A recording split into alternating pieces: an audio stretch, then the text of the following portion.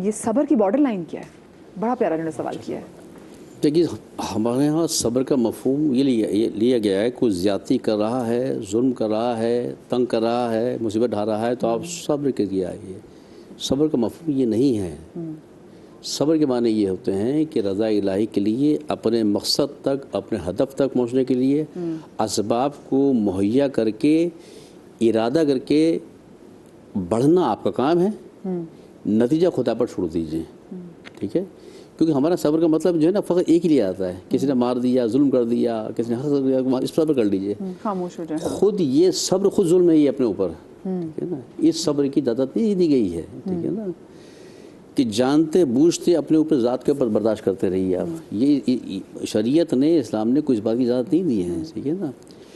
आपके इख्तियार में जो कुछ भी है उस इख्तियार को इस्तेमाल करते हुए अपने हदफ का तयन कीजिए, इख्तियार कीजिए। मिसाल देख लीजिए ना, जनाब हज़रत यूसुफ़ अलैहिस्सलाम को जब ज़ुलेखा ने दाम फ़रेब में मुब्तला करना चाहा तो ये तो नहीं था ना कि दरवाज़े सारे बंद हैं पड़े, मैं कहाँ जाऊँगा मैं।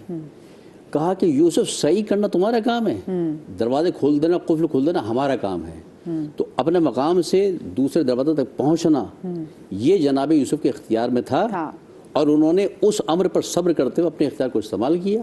अल्लाह ने कुफ्ल खोल दिए, सज़ा का सामने आ गई। एक तो मफ़हूम ये है। दूसरी बात ये कि हाँ, कुछ ऐसे असबाब, ऐसे मामलात के जो वाक़तन आप देख रहे हैं कि किसी ने मेरा हक़ सल्ब किया, कुछ हुआ, लेकिन उसको जिसने सल्ब किया है उसको ये एहसास निदामत अगर हो चुका है, ठीक है ना, उस मकाम पर आपको इख्तियार है कि उसके जुल्म पर या सिजाते हुए सब्र करते हुए उसको माफ़ कर दें, गुज़र कर दें। देखिए, हमारे यहाँ नेकी और बदी का तस्वुर एक अलग है। एक ऐसा नेकोकार जो नेकी तो कर रहा है मगर उसको एहसास नेकी नहीं है, ये नेकी उसके किसी काम आने वाली नहीं है। एक गुनाहगार जो गुनाह कर रहा है मगर उसको एहसास निदामत है, ये एहसास निदामत उसको माफ़ करवा देगा खुदा की बारगाह के अंदर। यानी कि जो ज़मीर इसमें अगर इतना एहसास होना चाहिए ना हर चीज़ का, ठीक है ना। और जैसे बस बात को ख़त्म करते हुए जिस तरीके से गुफ्तगू हो रही थी, देखिए ये सारे मामला जो हो रहा है हमारे यहाँ बुनियादी गलत है। हमारे यहाँ चीज़ है ना, मैं एक मिसाल दूँ, एक छोटी सी मिसाल है, मुनासिब तो नहीं है लेकिन मैं दे देता हूँ। हम जब कहीं निकाह पढ़ाने जाते हैं ना, तो मैं अपनी बात कर रहा हूँ, मैं लड़के से पूछता हूँ कि तुम्हें आदाब गुस्ल आते हैं, तुम्हें मालूम है कि शादी क्या होती है, ठीक है ना। ऐसी उम्र पे हम किसी लड़के को समझा रहे थे, वो जो नौजवान थे, थोड़ा सा, आप कैसी बातें कर रहे हैं, आप मुझे समझा रहे हैं। तो थोड़ी सी बहस हुई ना, तो उनके वालिद आ गए, कहने लगे कि मौलाना साहब क्या हो गया। मैंने कहा भाई ये कि नहीं, उनको छोड़ें, आप मुझे बता दीजिए, मैं बता दूंगा उसको। मैं सब लोग बैठ गए हम वहाँ पे ना, यानी उनके अब्बा को नहीं पता अब तक। तो जब जिसको गुस्ल का नहीं मालूम, तो जितनी नस्ल पैदा हो रही है वो हालत निजासत में पैदा हो रही है। जब हालत निजासत में पैदा हो रही है तो उससे खैर की तवक्को कैसे कर सकते हैं आप, ठीक है ना। ये वो बुनियादी चीज़ें हैं, वो चीज़ें इस्लामी अक़दार जो हमारी थी वो गैरों ने इख्तियार कर ली हैं।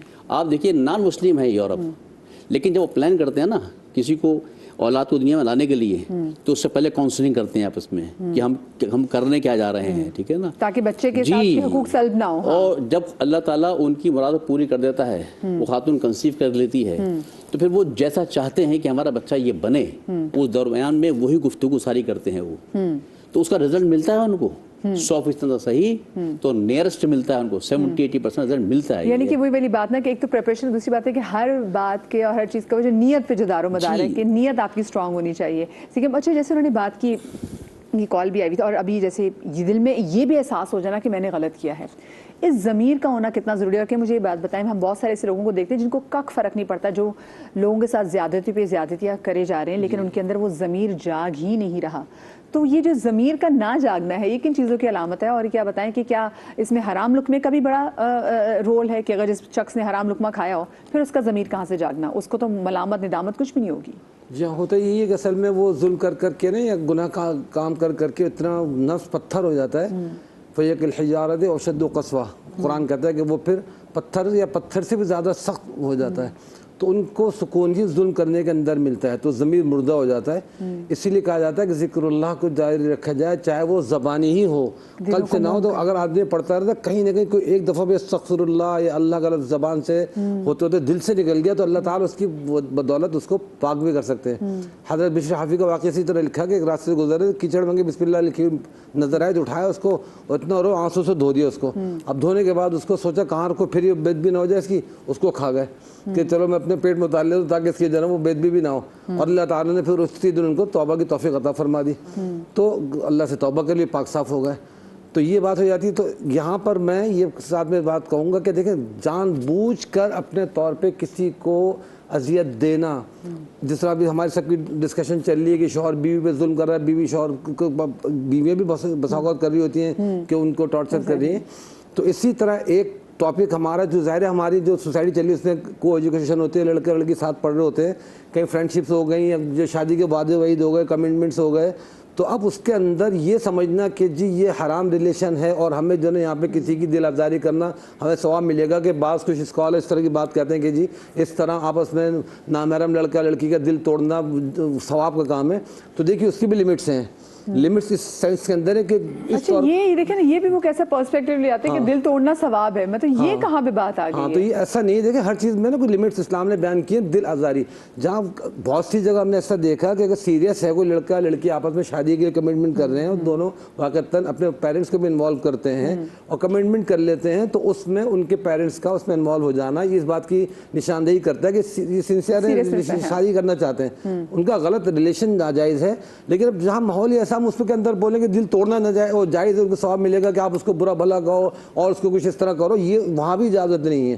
حضرت یوسف علیہ السلام کو جب زلیخا نے برگلایا تو آپ نے اس وقت بدتمیزی مسبہیو نہیں کیا، آپ اپنا دامن بچا کے سائڈ میں نکل لیے۔ تو زیادہ زیادہ یہی کہ اگر آپ کو کوئی اس طرح کا سچویشن پیدا ہو رہی ہے کہ جس میں آپ کو اندیشہ ہے کہ جی آپ کی طرف کوئی اٹریک ہو رہی ہے اور آپ کو وہ گناہ کی طرف مائل کر رہی ہے، صحیح راستے پہ نہیں لے جا رہی، آپ اس سے کنارہ کر لیں۔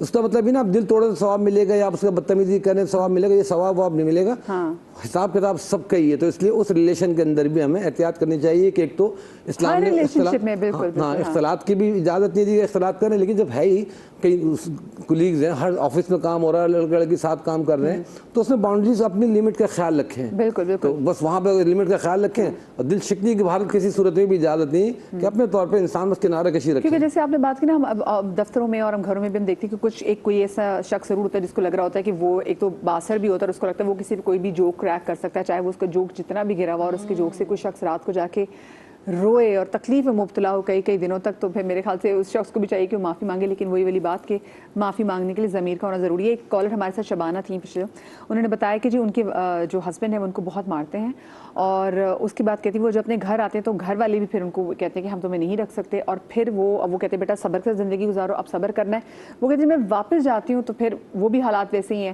اور کہ مار تو مجھے پڑ ہی رہی ہے۔ تو اب مجھے بتائیں کہ مجھے کوئی وظیفہ ہی بتا دیں کہ میں ایسی کیا چیز پڑھوں کہ جس سے میرے دل کو، کیونکہ دیکھو انہوں نے کہا کہ میرے پاس تو کوئی جگہ نہیں ہے، نہ سسرال میں رہ سکتی ہوں کیونکہ وہاں تکلیف میں ہوں، نہ میکے والوں کے پاس میرے لیے جگہ نہیں ہے، اور اگر میں نے رہنا ہی میرے پاس دس از the only option that I have کہ مجھے ہی رہنا ہے، تو مجھے بتائیں میں ایسا کیا دیکھیے وظیفہ عمران بھائی بتائیں گے، لیکن کالر نے جو سوال کیا تھا کہ اللہ تعالیٰ ہر چیز کا اختیار رکھتے ہوئے یہ کیسے ہو سکتا ہے کہ وہ بندہ ہی معاف کرے جس کے ساتھ زیادتی ہوئی ہے اور اللہ کیوں نہیں معاف کر سکتا؟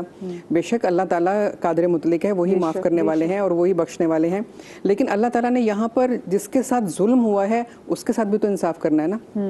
وہ جو اپنا دل لے کر آئے گا روتا ہوا کہ میرے ساتھ یہ زیادتی ہوئی، میرا حق مار لیا گیا، میرے ساتھ کر دیا، اگر آپ نے بھی اس کو معاف کر دیا، اگر اللہ نے بھی اس کی نہیں سنی تو پھر کون سنے گا؟ جیسے وہ ایک دیوانی سی عورت نبی پاک صلی اللہ علیہ وسلم کے پاس آ کے مسجد میں کھڑی ہو جاتی تھی اور بولتی رہتی تھی دیر تک نا، اور آپ صلی اللہ علیہ وسلم سنتے رہتے تھے۔ تو ایک دن حضرت عمر فاروق رضی اللہ تعالیٰ عنہ آپ نے فرمایا یا رسول اللہ دیوانی سی عورت ہے، ہر جگہ گھومتی رہتی ہے، پتہ نہیں کیا کیا بولتی ہے، آپ کا بھی وقت ضائع کر رہی ہے۔ تو آپ نے فرمایا کہ اگر میں بھی نہ سنوں تو پھر کون سنے گا؟ تو وہی بات اللہ رب العزت کی طرف ہم لے کے آتے ہیں کہ اللہ تعالیٰ نے یہ کبھی کسی کے ساتھ زیادتی نہیں ہونے دیتے۔ دیکھیے جب کوئی شخص یہ کہہ کر آئے گا کہ میرے ساتھ زیادتی ہوئی، ظلم ہوا، تو اللہ تعالیٰ اس شخص کو بلائیں گے جس نے اس کے ساتھ زیادتی کی ہوگی، اور فرمائیں گے کہ اس نے تیرے ساتھ یہ ظلم کیا، پھر وہ اس کو بیان کرے گا۔ یہ بھی حدیث کے الفاظ ہیں کہ وہ بتائے گا کہ اس نے میرے ساتھ یہ ظلم کیا، یہ ظلم کیا، یہ میرا حق کھا لیا، اس نے میرے ساتھ یہ زیادتی کی، مجھے گالی دی گلوچ کیا، یا میرا مال کھا لیا، یا میری کسی چیز کو غصب کر لیا، وغیرہ وغیرہ۔ اب اللہ تعالیٰ اسے پوچھیں گے کیا تو اس کو معاف کرتا ہے؟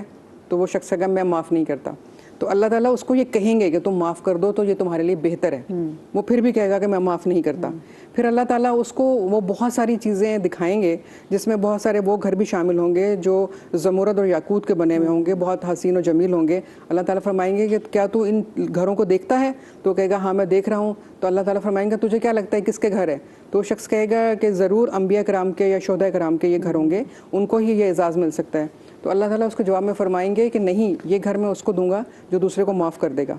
तो यहाँ पर आकर वो शख्स उसको माफ़ कर देगा। ये सारी रिवायतें मौजूद हैं कि अल्लाह रब्बुल इज़्ज़त ने क्या मकाम दिया है। अल्लाह ताला बाख्तियार हैं, वो हर एक को माफ़ कर सकते हैं, लेकिन वो किसी के साथ ज़्यादती भी नहीं होने देंगे। इसकी एक छोटी सी मिसाल और दूँ, जब हम लोग कभी भी अल्लाह रब्बुल इज़्ज़त का जिक्र करने के लिए बैठते हैं, छोटा सा वाक़या, वो लिंक ऐसा हो जाता है जी, तो हम फरिश्ते घेर लेते हैं उस पूरी महफिल को जहाँ अल्लाह का जिक्र हो रहा होता है। जब वो फरिश्ते अल्लाह के पास जाते हैं तो अल्लाह को पता है ना यहाँ जिक्र हो रहा था मेरा, फरिश्तों से पूछते हैं कहाँ से आए हो? या रब्बुल इज़्ज़त वहाँ से आए जहाँ आपका जिक्र हो रहा था, आपके नबी का जिक्र हो रहा था। वो क्या कर रहे थे? वो दुआ मांग रहे थे। क्या मांग रहे थे? वो कह रहे थे हमें जन्नत दे दे और दोज़ख से हमें निजात दे। क्या उन लोगों ने जन्नत देखी है? नहीं। क्या उन्होंने दोज़ख देखी है? नहीं। अच्छा, तो उसमें और भी ऐसे लोग बैठे हुए थे, फरिश्ते कहेंगे, जो उस महफिल के तो नहीं थे लेकिन कहीं से गुजर रहे थे तो आगे बैठ गए थे। तो अल्लाह ताला ने फरमाया उन्होंने जन्नत नहीं देखी फिर भी मांग रहे थे, दोज़ख नहीं देखी उससे निजात मांग रहे थे, यानी वो मुझ पर ईमान रखते हैं ना। तो जो मैंने उनको जन्नत भी दी और दोज़ख से निजात भी दी और उनको भी बख्श दिया जो उस महफिल में आकर बैठ गए थे। अल्लाह ताला हर चीज़ को जानते हैं, सुनते हैं, देखते हैं, लेकिन वो सुनना चाहते हैं, वो जानना चाहते हैं कि अगर किसी के साथ ज़्यादती हुई है तो वो अपना दिल भी तो हल्का कर ले और वो अपना ईमान भी तो पुख्ता कर ले कि हाँ एक ही तो है रब्बुल इज़्ज़त मेरा, कि कोई नहीं सुनता लेकिन वो सुनता है। बेशक। तो उसको यकीन दिलाना, उसके दिल को तस्कीन देना और उनको उसको अदल देना, ये अल्लाह ताला का ही काम है ना। तो इसलिए अल्लाह ताला ने ये सब कुछ एक निज़ाम बनाया हुआ है। दुनिया में नहीं मिल सकता अब इंसानों को, लेकिन वहाँ ज़रूर मिलेगा। वहाँ तो ज़रूर मिलेगा। चलिए जी, मैं एक छोटी सी ब्रेक लूँगी, ब्रेक से वापस आएंगे तो वजीफ़ा भी ज़रा पूछेंगे सब्र का, क्योंकि भाई बहुत सारे वाकई वालिदैन बच्चियों पे ये जुल्म करते हैं, कह के बेटा सब्र करो। तो चलिए अगर सब्र करना है तो पूछेंगे जी क्या वजीफा है। छोटी सी ब्रेक के बाद निजात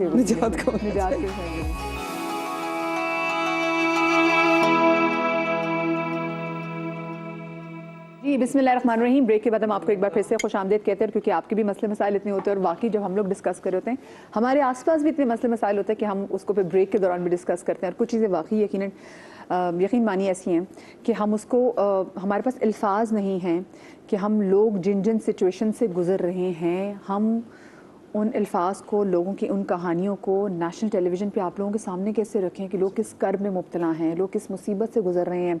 और वो हम जो माफ़ी, वैसे माफ़ करना तो कहते हैं ना बड़ा आसान, कह देना बड़ा आसान होता है, लेकिन कुछ लोगों की ज़िंदगी में इतना कुछ हो जाता है कि माफ़ करना, मतलब माफ़ करने का तसव्वुर भी ना बहुत तकलीफ दे, कभी कभी जानलेवा भी लोगों के लिए साबित हो सकता है।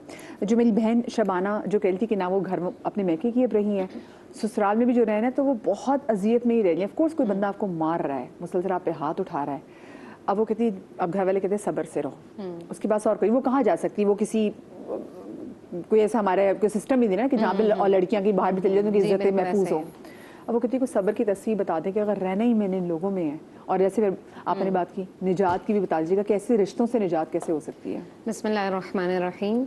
देखें, एक तो बहुत आसान सी आयत है, वअल्लफ़ बैना क़ुलूबिहिम। इस आयत को अगर आप रात में सोने से पहले 101 मरतबा पढ़ें और अव्वल आखिर आपने दुरूद शरीफ पढ़ना है, ठीक है। ये दुआ और दुआ भी करती रहें साथ साथ। अच्छा, चलते फिरते वाफ़ु अन्ना वग़फ़िर लना वरहमना, जब आप ये पढ़ेंगे ना तो उस वक्त आपने नीयत भी ये करनी है कि अल्लाह ताला मुझे भी माफ़ करें और मेरे शौहर को भी माफ़ करें, क्योंकि वो शौहर तो है ना बहरहाल इसका, और उसकी मग़फ़िरत की भी दुआ करें और उसकी हिदायत की भी दुआ करें। वाफ़ु अन्ना वग़फ़िर लना वरहमना, चलते फिरते पढ़ती रहें। और रात में सोने से पहले 100 मरतबा जो है वो तस्बीह पढ़नी है अव्वल आखिर दुरूद शरीफ के साथ, और डेली पढ़ती रहें। अच्छा, आपने मग़फ़िरत की बात की, सॉरी आपकी बात काट रही हूँ, मैं तो किसी एक ऐसी खातून को भी जानती हूँ कि जो इतने ज़्यादा नफ्सियाती टॉर्चर से गुजरे, उनके हस्बैंड ऐसे नार्सिसिस्ट हैं कि वो जो ज़िंदगी में सब कुछ सह रही हैं, वो कहती है कि मेरा रिवेंज होगा कि जब ये शख्स अगर मुझसे पहले मर गया तो मैं इसकी फातिहा नहीं पढ़ूंगी, मैं इसको बख्शूंगी नहीं। तो मतलब यहाँ तक आप किसी औरत का पैमाना यहाँ तक ले आए हैं। जी हाँ, बाज़ औक़ात ज़ुल्म इतना बढ़ जाता है कि आप फिर माफ़ करने के लिए तैयार नहीं होते हैं ना। तो यही वजह है कि वो जो आखिरत में महल जो तैयार किए गए हैं ना, वो इन्हीं ख़वातीन को मिलेंगे कि फिर उनसे अल्लाह ताला। लेकिन मुझे तो उस सब्र के महल नहीं है जो इतना सब्र से गुजार दिए क्यों नहीं है? सब्र पे बहुत बड़ा तो अजर इतनी है। गुंजाइश है कि आप कि अल्लाह में से रोज़े मैशर भी कहते हैं, अल्लाह में मैंने नहीं माफ़ किया, इस शख्स ने मुझे बहुत अजियत पहुंचाई है कि मैं ज़िंदगी में सारी रातों को रो रो के मैंने गुजारी है।